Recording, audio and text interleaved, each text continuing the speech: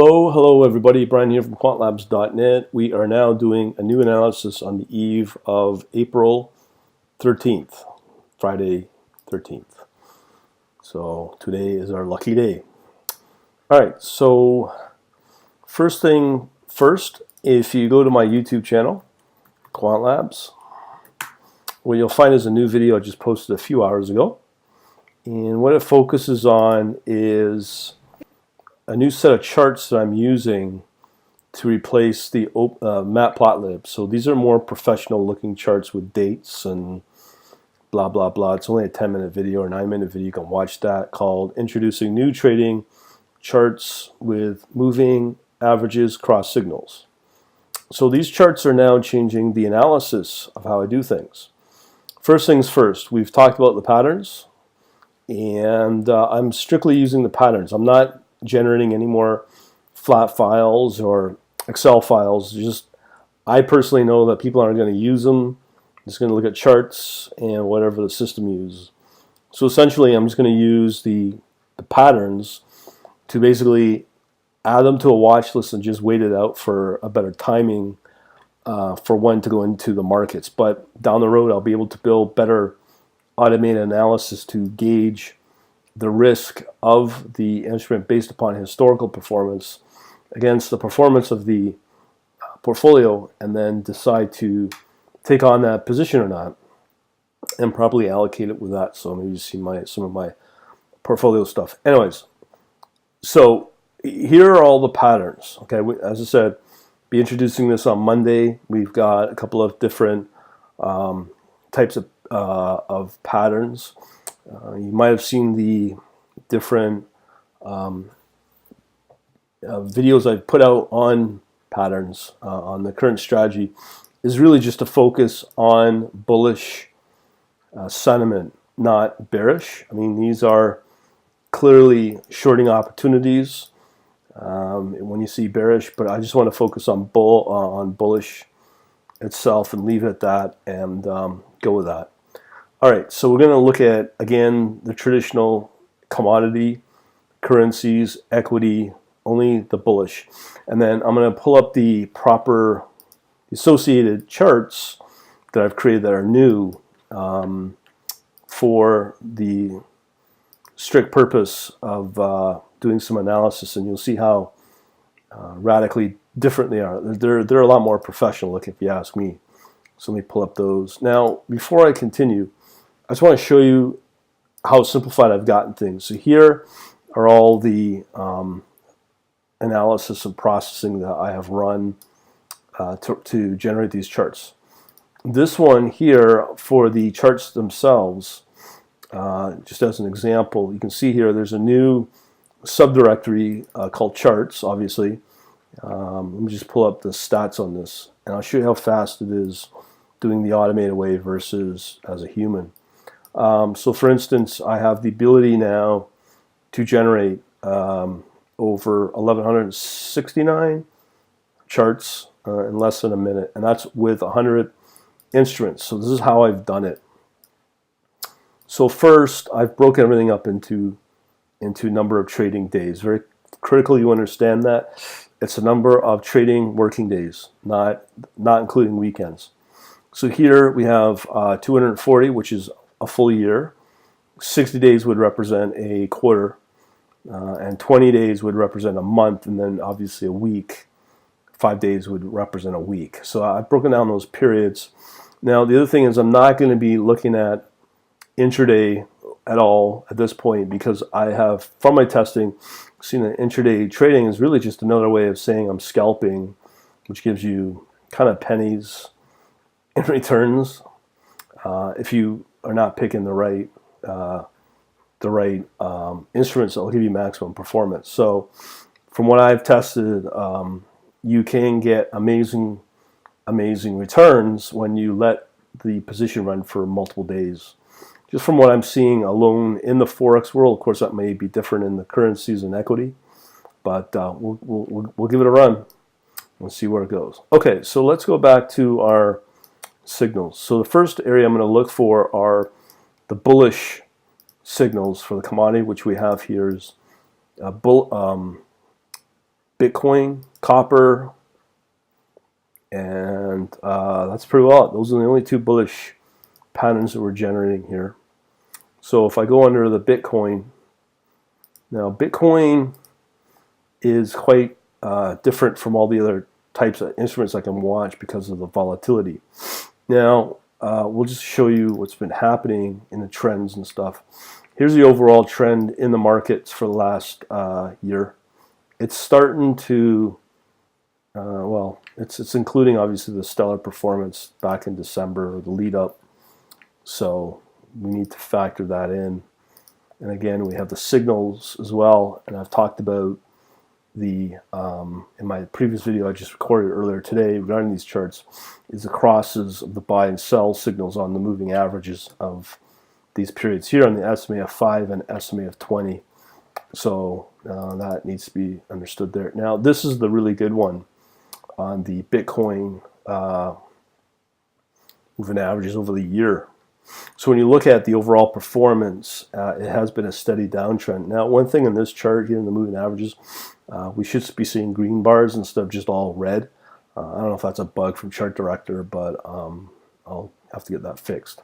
But we can see here that there has been steady momentum up until mid-January, and then going into 2018, it's been somewhat choppy and just overall on a steady decline. And we'll look at that in a minute on Bitcoin. And here is the cool part about the RSI as well. So I've included that in this moving average chart. So the Fibonacci levels, which is I've introduced earlier. Now we want ultimately a price to be at least below this pink level 2 to make it worthwhile to buy into. So obviously you can tell that the price of Bitcoin has been clobbered somewhere and beaten down closer to level 2 in the Fibonacci levels.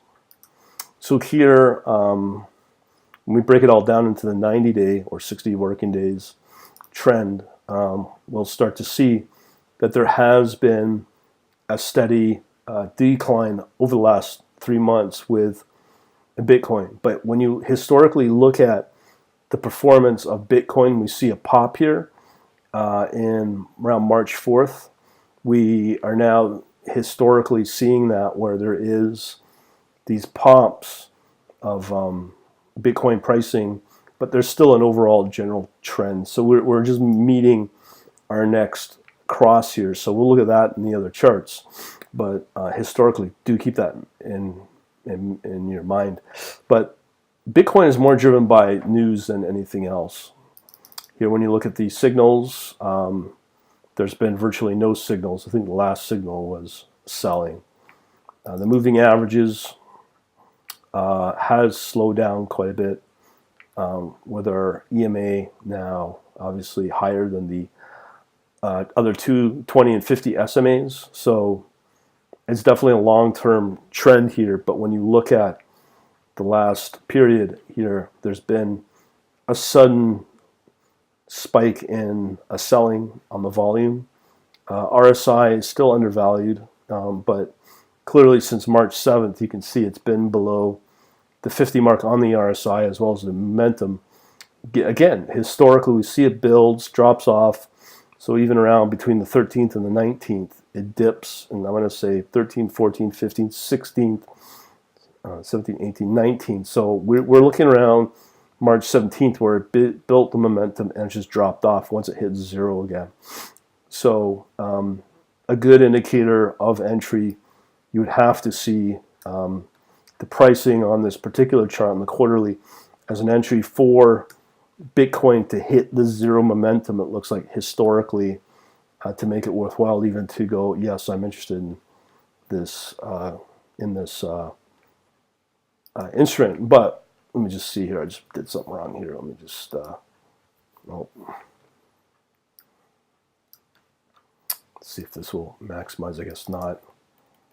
Okay, it doesn't matter. Okay, but you can see here, the last cross we had was March 25th, and it's just been selling all that time, just a downward pressure. But what we need to factor in is looking at what the institutions are doing to the price of Bitcoin, because that's really who's driving that. So when you look at Bitcoin, obviously it's been beaten down pretty bad below all levels. Question is the turn. So let's take a look at our monthly. Let's compare this trend versus the trend over the last quarter has definitely seems to somewhat slow down a tiny bit, but I don't know. Is there any signaling? There's been virtually no signaling, meaning the SMAs have not crossed at all. Moving average is same. There was one here. That was the last. That was a selling. Looks like a selling signal, quite possibly back around March 25th. Fibonacci we know is going to be. Oh, what am I doing? We want to look at the monthly. My apologies there. Okay, so let's look at the monthly of the signal. Not enough data there. Moving averages. You can see here in the RSI, it's clearly undervalued. But you see here on the RSI here around April 7th, when that RSI did go into where it was worth buying into, the price seems to have stabilized somewhat and then popped up a tiny bit. So understand that. But here we have a selling volume, which has driven down the value of Bitcoin, the price. So I'm not going to go any further with Bitcoin. Something I don't think I'd be all too excited about. But we can take a look at the copper. So once again, breaking down from the yearly. Good trend, slight up. There's a buy signal here. And that was for, on the yearly, April, I'm going to say early April. Moving average is across. The spread has been starting to widen. Momentum has started to build. RSI at 30, and that is, I don't know the exact time, late March, let's say. Okay, so the Fibonacci, let's see the pricing level. Yeah, so it is within our golden zone, which is good, between the level 2 and 3. So copper is nicely priced. Let's check out the trend on the, this is quarterly. Now, copper's coming off, looks like. We have a buy signal still, and that would have been roughly, I think, April 3rd. Moving averages gone up, come back down, it looks like.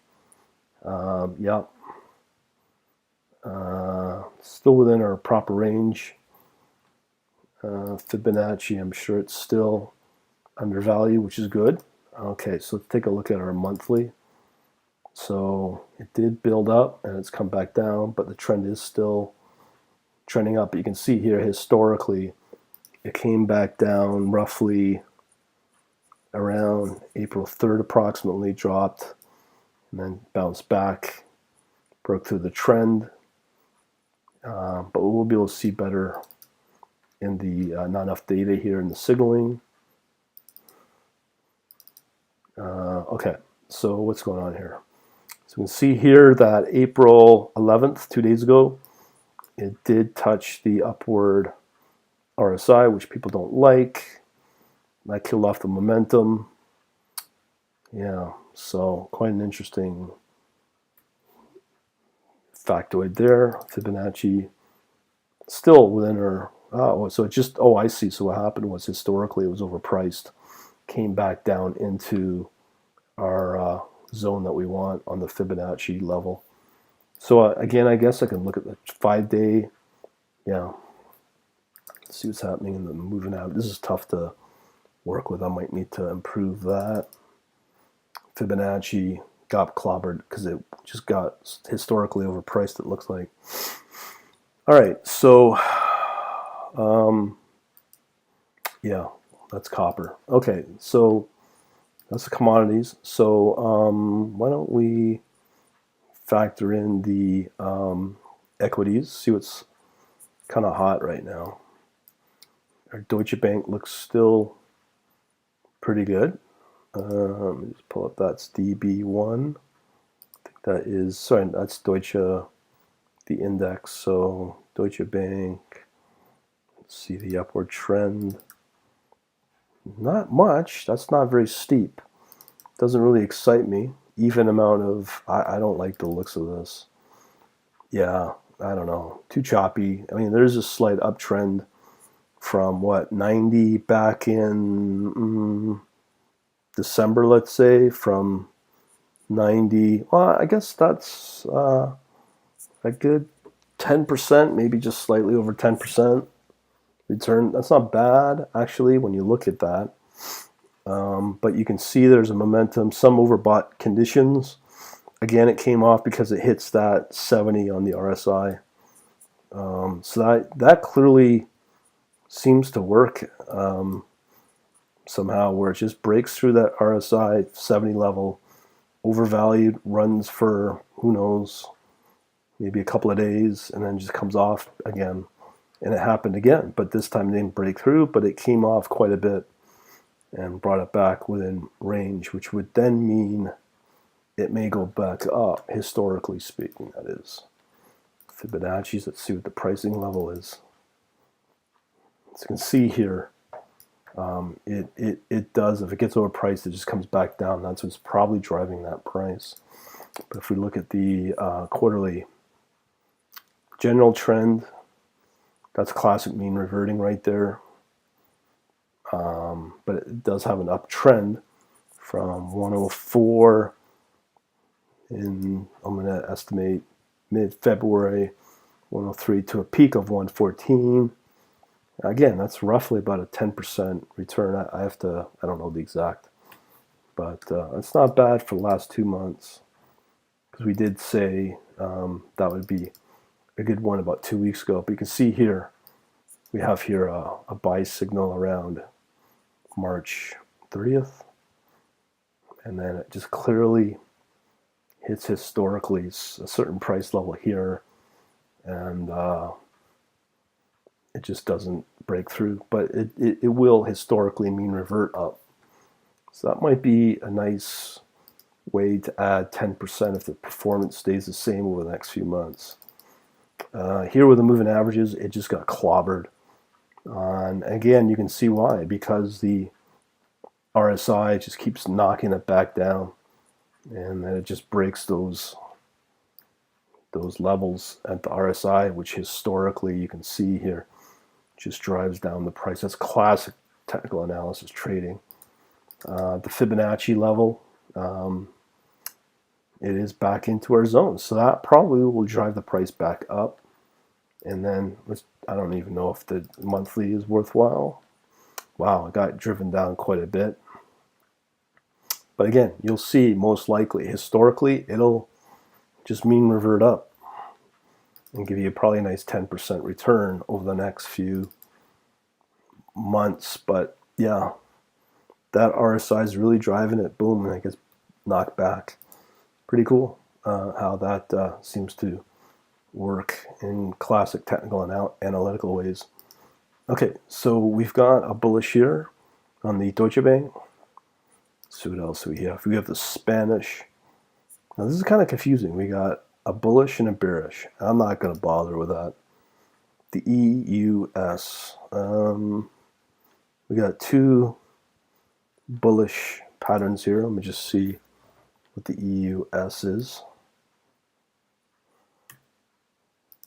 I guess we can't do a search. There we go. So EUS is Euro Stocks 50. So we got two patterns here. Let's see here. That's what these are. EUS. And again, once again, the data does come from Dukascopy. See, EUS IDX. Let's see what the long-term says on our 240. Downward trend. It's breaking through, though. That might be an opportunity. So when it does do that, let's see, it goes from 3,500 to peak at 3,650. I'm just going to bring up that calculator. So 33, so that would go to 3,650 divided by roughly 3,500. So it's going to give you a 4% increase, I believe. Not very good at these things, but yeah, so that would be over how long? So here we are dealing with January, probably looks like 3 weeks roughly. This one took October 2017 till about 1 month. So if you're looking at getting roughly, I'm going to estimate around a 5% return over a month, you could do that. Okay, so let's see the signaling. Yeah, there's that buy signal right there, early April. Moving average. This RSI is quite interesting to watch this. You can see here, as soon as that hits, price comes off. As soon as that hits here, just about here, it just goes in this weird choppy mode, and it stays there. But once it breaks through, it seems to just this time here at this level, it just kind of panicked. That was back in third week of January, I'm in the estimate. I'm telling you, these charts are a godsend. So again, we have some signaling here, a buy, and our averages are just coming together now, where if they come together, that might be a confirmation.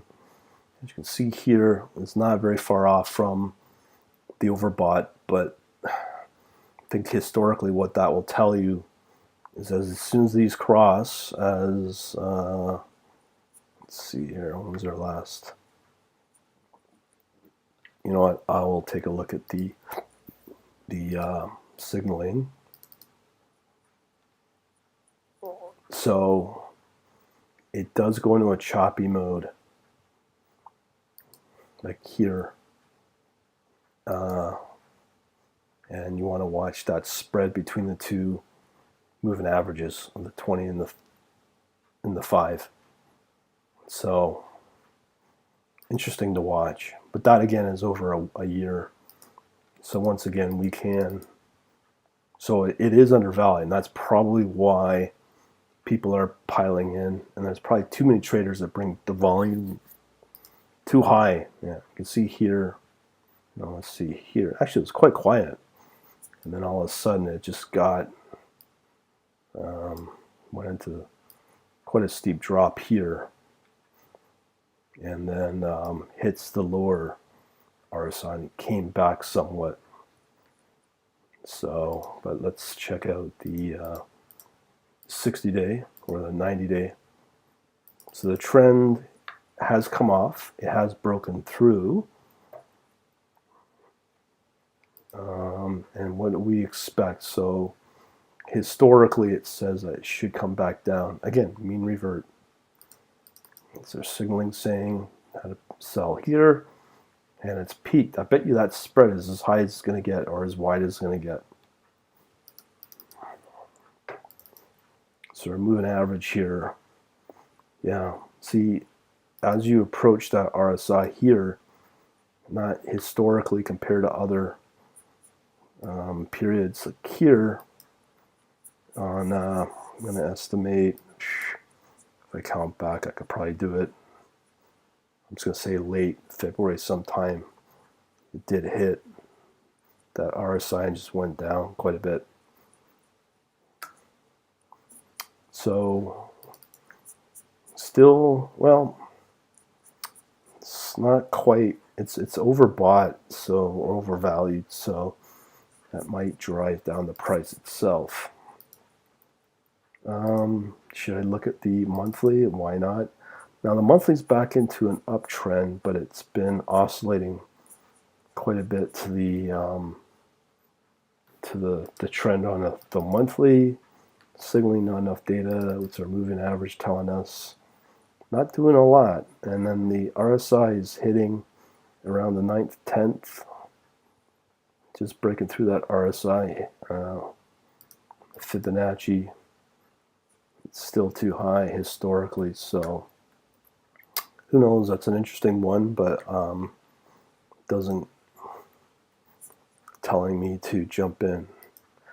EWJ, let's see what that one is. EWJ, what are you? EWJ, No, it's European something. Might be better if I just go to,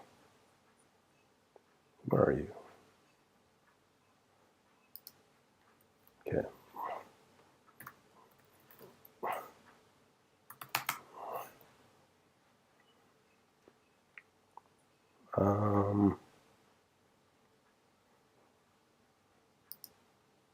Don't know if this will do anything.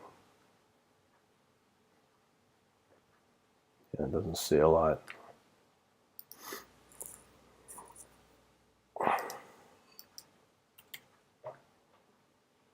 iShares. Oh, so that's Japan. Okay, so that would be an important one to watch. EWJ Gartley found on a pattern. That was tonight. So let's see what it says here. EWJ. That one has been a top performer. You can see, been really good. Breaks through the trend from 57 to 64. So that's a nice return actually over, I'm going to say November till just late July. Got clobbered, still under trend. Most people won't probably enter into the market until that breaks through and there's some momentum that builds. But we can, as you know, break it down by quarterly. So here we just got a basic buy signal at the beginning, came back, and we had, I don't know why, but didn't break through, but it's bouncing on that the average of the SMA 20. So the moving averages, it seems to be consolidating here over this period here, which we don't want. We don't tie up capital in consolidated mode. It's within our range on the Fibonacci, which is good. So it's our monthly. So it's in a down trend. The signaling, there was a signal late March, and that was it. And interesting. Moving average seems to have momentum is definitely dropping off, going actually negative. It is normal range within the RSI. The Fibonacci is now been brought back within our zone. Let's see the monthly now. It did break through the monthly trend, didn't go anywhere. So back in March 27th, it looks like it broke through that monthly trend. So from 59 and a quarter roughly to a peak of just under 60, 75 and brought back. It just has not gone anywhere. Nope. Moving average, yeah, it's momentum's definitely dropped off. Definitely has dropped off. Okay, bearish, bearish, bearish. France might be an interesting one. France, two patterns here that have been caught on the bullish side. This might be a surprise. So let's look at the 1 year. There you go. It's breaking, potentially just touching the breakthrough on that trend on the 5,300. And that's just very, very, very recently. So that may go places. So they're signaling, saying we got a signal early April.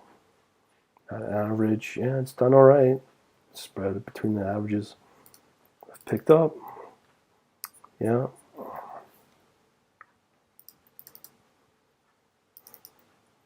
Historically, it's in our zone that we want. That's good. Here's a quarterly trend. Now it's starting to come off. So who knows? This may have been a missed opportunity. Buy signal early April. So the price has gone up a little bit to roughly from 5150 to 5300 the course of a few weeks. So about 5% move roughly. Once again here, just hitting the upper band of the RSI, and it just drops off on the momentum. Once again, very close to, well, actually, just outside the upper band on that level 1 on the Fibonacci. That's the quarterly. So let's see how. So we got over the last month, we got an upward trend from 50.50 to 52.50. So that's another about a % move over the last 30 days or 20 working days. No signaling there. Moving averages. Suddenly people piling in. That's a very strange. Is it the momentum's down, but the RSI still historically over the last month fairly expensive? Yeah, it's a little bit too expensive. Okay. So what's the other ones that we want to look at? GBR bearish. So that's Britain's bearish. YR. So the Japanese index again. So the one previously was the ETF for Japan. So now we have an index. This is our last index actually. We won't bother with the LSE, but we have here two patterns. Japanese index. Remember, these are CFD products. So it's under the trend. This is probably why it's doing all right. Let me just get rid of this stuff. Moving averages. Again, we know it's gone into choppy mode. You can see here, you can see upward momentum, just going over, but there's a lot of momentum here. Very strong momentum, actually.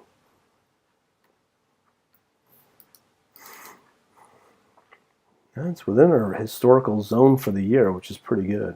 Actually, let me just make sure I'm... Yes, it is. Okay, so now we look at the quarterly trend, slightly down. Momentum builds, or the price builds. And our last looks like around March 5th. Sorry, April 1st was the last buy signal. The signaling. Okay, so slightly above on the RSI. Momentum is normalized, so there is no momentum. So this may be a time to get in if you were to. So it's just slightly above our range, actually, between level 1 and 2 on the Fibonacci.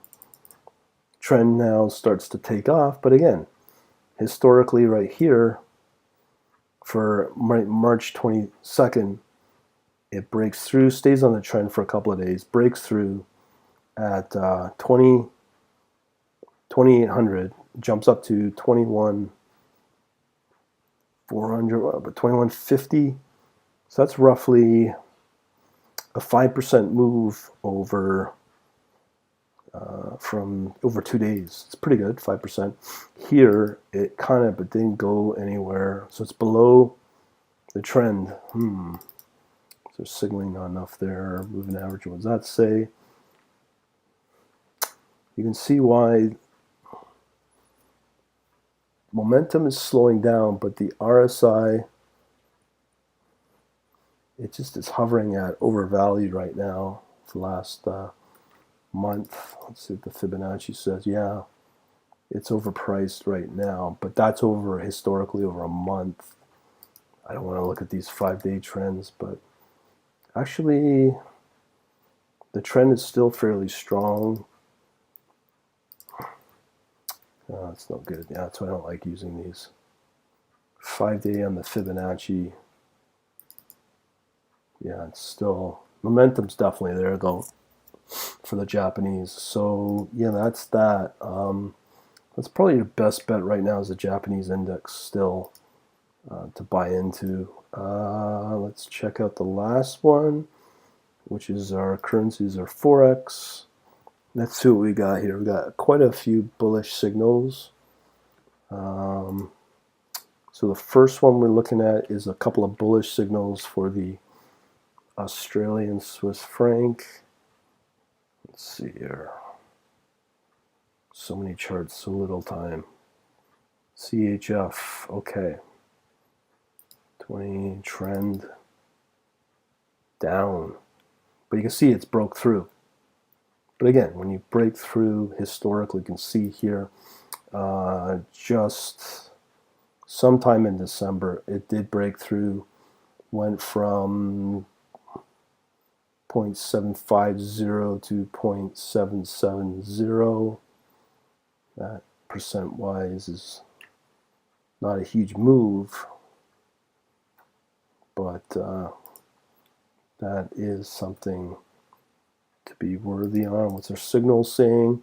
Did get that same buy signal at the beginning, the moving average. But you can see here, it's going to guarantee it, I bet you. Right here, the RSI, what happens, goes into chop, chop, chop, chop, pops a little bit. Right here, it hits the RSI, comes back down, and just oscillates. And here, it's just still way too high, to me, in my opinion. But the momentum has built. But the very little moves in terms of the valuation. It is undervalued, but it's coming back. Okay, let's see the quarterly. Quarterly turn, it's starting to turn. Signal, we got one April 3rd. It's just hitting those our upper band on the RSI momentum. I don't like those. Now it's broken through the overvaluation on the 90-day. Trend on, it's starting to build definitely. But here would have been a good time to buy. Roughly, I'm going to guess at April 10th, 2 days ago. And see if there was any signaling. No. Definitely volume started to pick up around April 10th. You can tell from here. But it's still fairly expensive. And you can tell historically on a monthly that it's definitely just on the monthly it is overpriced, but I'd probably look at the yearly. It's still underpriced historically. And let's see this here. Monthly it's broken through, but historically over the year it's still undervalued. And if I wanted the weekly, the trend is still strong. Actually, it's getting stronger. I'm not going to look at that. So it did skirt under valued around April 9th, and it's been picking up since then. So who knows? There might be some validity to that signal. Okay, but you can see here there's three charts generated. So 3 patterns generated, that's pretty strong. So when you compare that to the Japanese yen, sorry, the Australian dollar against the Japanese yen, what does that look like? Again, it's in a downtrend, but you can see it's just breaking through. Signaling, we got early January. Moving average, it has broken through again. Momentum's built. Quite a few positive buyers, so I'm going to guess here. This might be another one. It's across here. Actually, we can look at the signaling. So we did get that signal back in early April.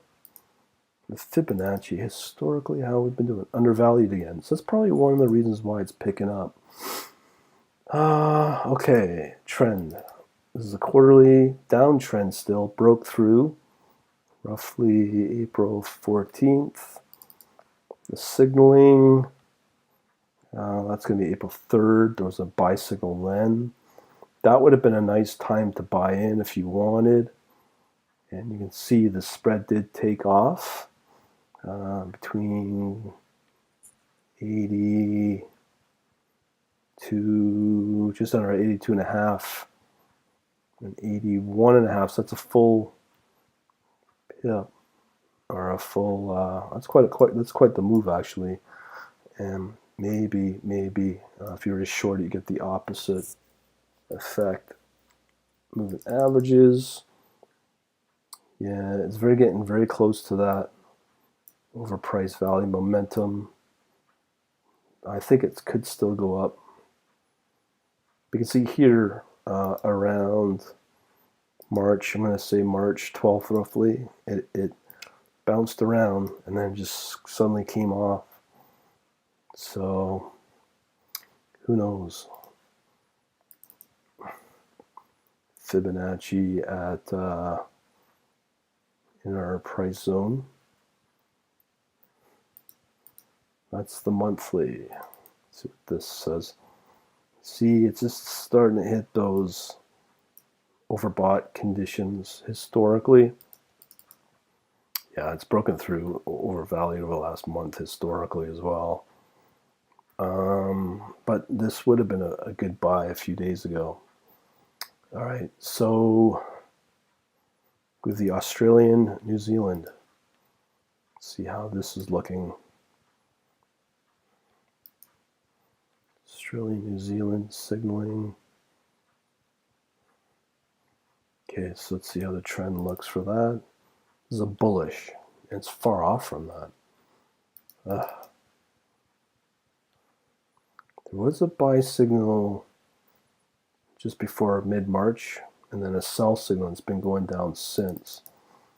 Moving averages. Yeah, see, right here, it might be why this is getting flagged for a pattern, because it's been hovering under bought, but so what? You look at here, it popped a tiny bit, but the general trend has been down. I wouldn't be going any further than that. Next bullish is the Euro Canadian. Let's see what that says.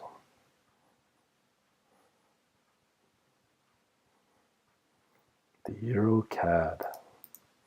What's the trend looking like for the year? It's up. It's under. Signaling had a sell, which it did sell. Moving average. Hits are over, but I see what's going on. Okay, so historically the RSI is in its lower band, so that's probably what's driving that. When you look at this one here for roughly, I don't know, just before mid-January, look what happened. It popped and it went from roughly 150 all the way up to a peak of 160. Hits the upper RSI. You even get the early warning that, and then just comes back since. So,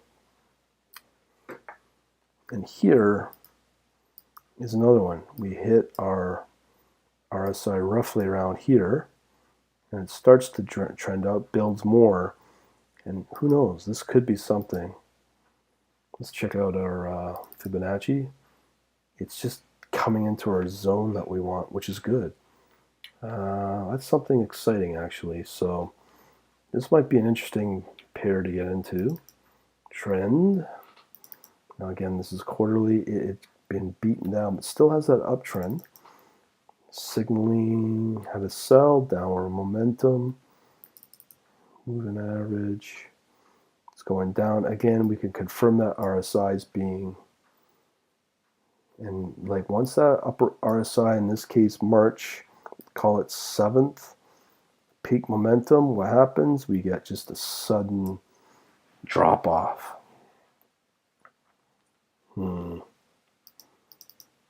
Fibonacci, same.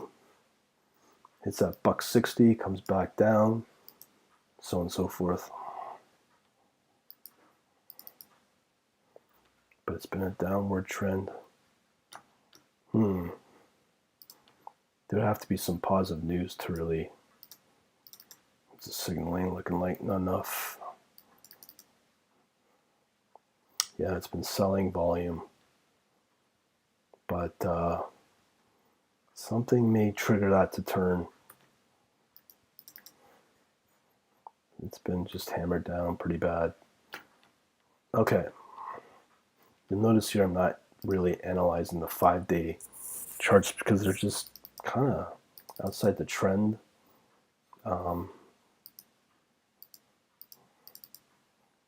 Signaling's no good. The moving averages are just no good.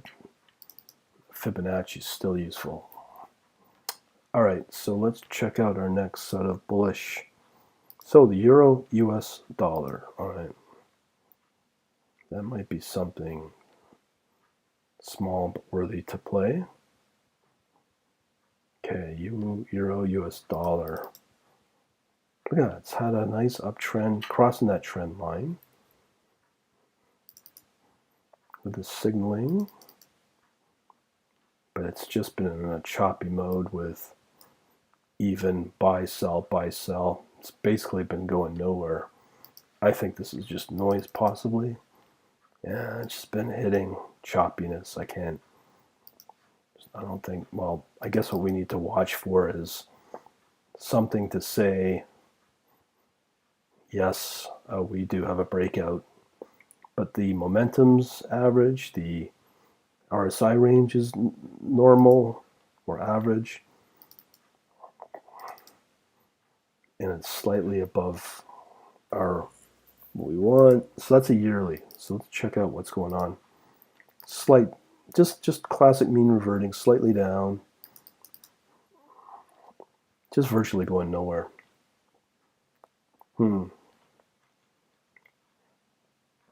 Doesn't do anything for me. Okay, we got two patterns here generated for the British pound and the Japanese yen. Let's see what we got going on here.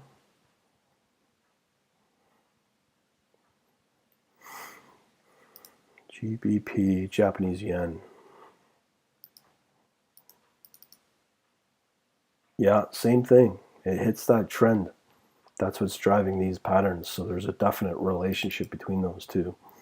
The signaling, we had signaled back early, sometime, I'll say March 10th roughly. And yeah, signaling, moving average, what does it say here? This is for the annual. Just bouncing around between $1.45 and $1.50, $1.55. And you can use definitely the RSI on when that turn's going to happen, because here, and very big time, but even if it hits the upper RSI, just stays in this choppy mode. Moving on. I really don't like that. It's just not enough trend there. So we get the pound, US dollar. Okay. That's a nice trend. But again, it's just oscillating there. So we just had recently a buy signal. If you look at that spread may take off. Same here. Same here. It's not too bad actually. Moving averages. What I'm afraid of is this choppy again. Chop, chop, chop.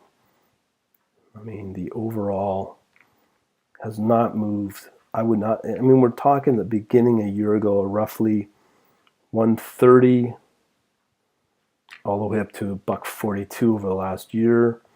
And since January, mid-January, let's call it, it's been in a choppy, oh, cool.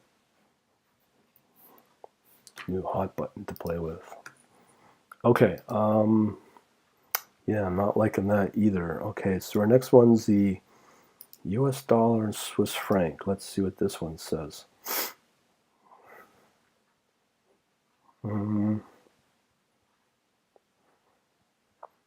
US dollar CHF.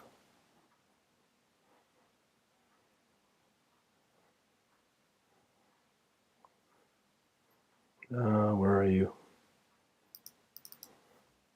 Downtrend, broke through.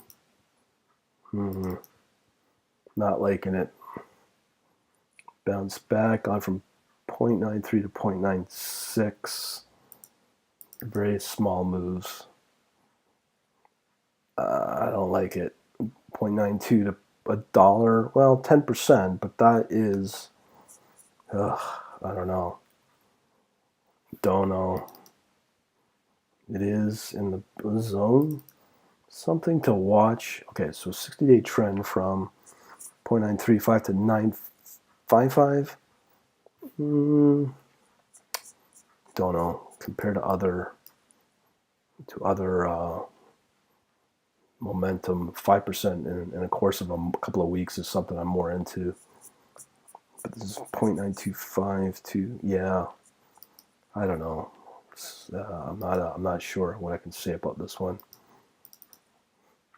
There's very little signaling here. And still in a choppy mode there. Don't like it. Okay, so we got bearish, bearish, bearish, bearish. They're all bearish except for the DKK, the Danish. That's our last one to look at. Oh, so just in case you wanted to know what a pattern looks like, that's one. That's a bullish. So right here, I bet you it's the trend. Bet you it's the yearly trend.